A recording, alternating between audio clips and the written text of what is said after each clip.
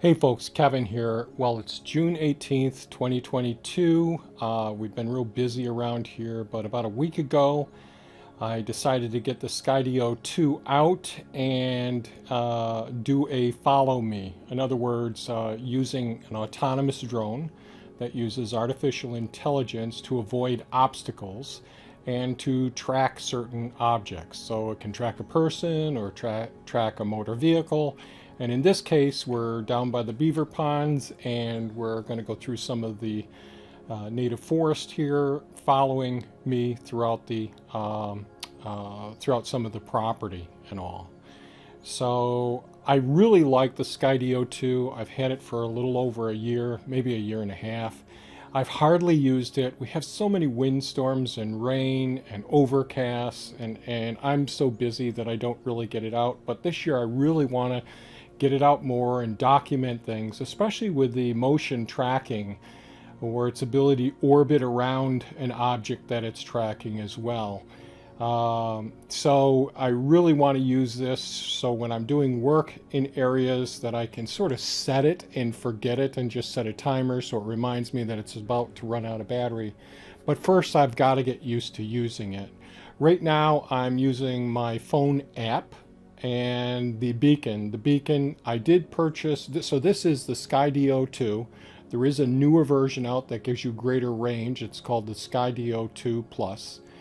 And I did purchase the new Skydio 2 Plus beacon, which is a transmitter that communicates to the drone, so it, besides GPS, it can figure out where things are. Now at this point here, the drone is going to lose me now. It's going to shoot over my head and shoot and go.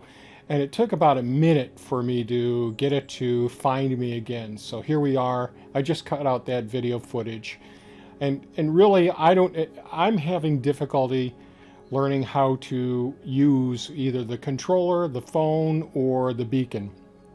And so there's a lot for me to learn. So you'll see my hand in the video moving around and moving the drone from place to place and trying to get it to track me from different angles. So it can track me from in front of me, it can follow me, it can track from the side.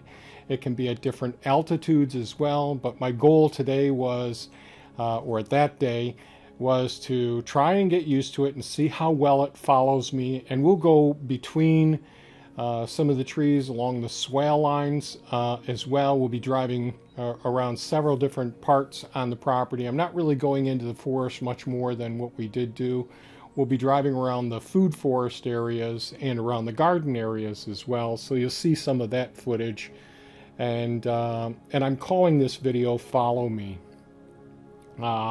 Just trying to get used to controlling the drone and setting it so that I get some confidence, so that when I'm using Elon, the excavator, or the Hulk, the track loader, or the various tractors as well, whatever it is, I just want to have confidence that it's going to do what I want it to do.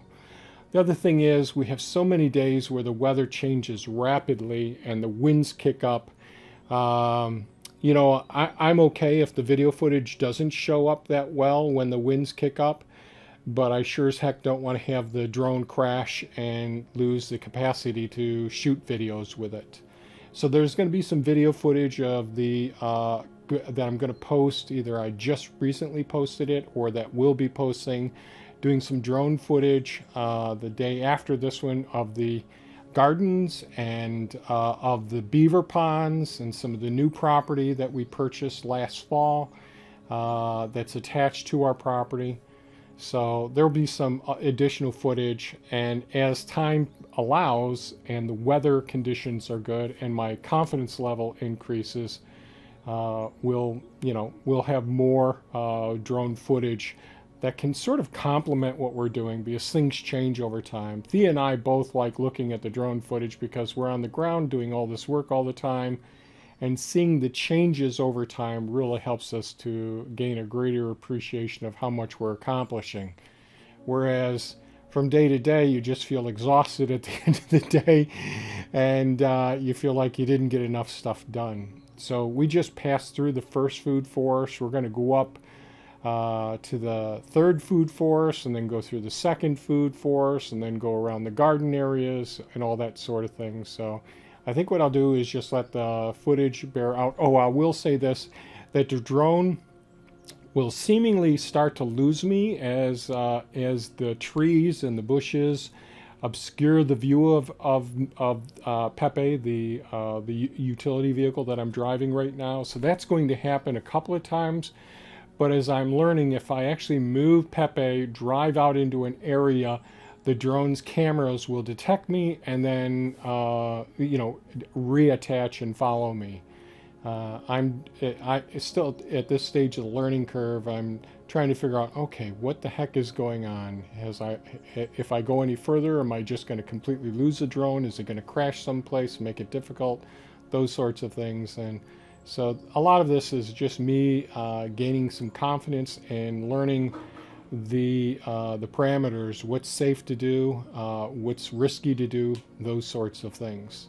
So we'll be testing the range on it and the obstacle avoidance and all those sorts of things. So with that, I'll let you watch the rest of the video with a little bit of background music, royalty-free background music, and we'll go from there. Thanks so much for watching, folks, and have a super fantastic day. Enjoy the video. Bye-bye now.